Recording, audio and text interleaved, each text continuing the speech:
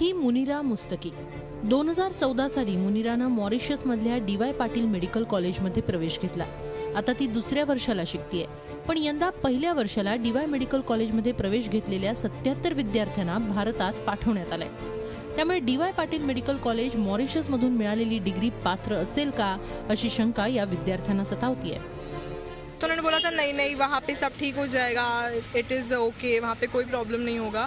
लेकिन ये तो हमको मतलब सरासर चीट किया गया है इस वजह से कि वहाँ पे प्रॉब्लम्स अब हो रही है और वहाँ पे हमको कोई एडमिनिस्ट्रेशन से कोई आंसर्स नहीं दे रहे थे, सारे नेगेटिव आंसर्स मिल रहे थे. मुनिराप्रमाणेच पुरुषोत्तम देशमुख यांनी आपल्या मुलीसाठी तब्बल 20 लाख रुपये फी देऊन तिला मॉरिशसमधल्या डी.वाय. पाटील मेडिकल कॉलेजमध्ये शिक्षणासाठी धाडलं. त्यासाठी त्यांनी आपली 4 एकर जमीनही विकली. आता त्यांनाही आपल्या मुलीच्या शिक्षणाचं काय होईल याची चिंता सतावतीये.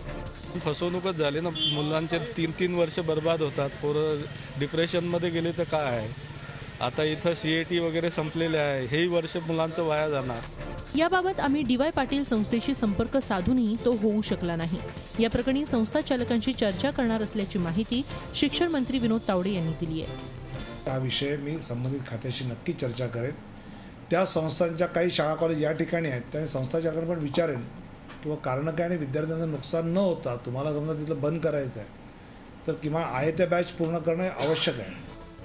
लाखो रुपयांची फी भरूनही विद्यार्थ्यांना मॉरिशसवरून भारतात परत यावं लागलंय.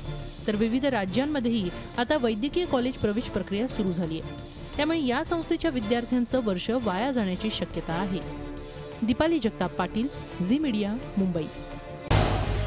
झी 24 तास रहा एक पाऊल पुढे.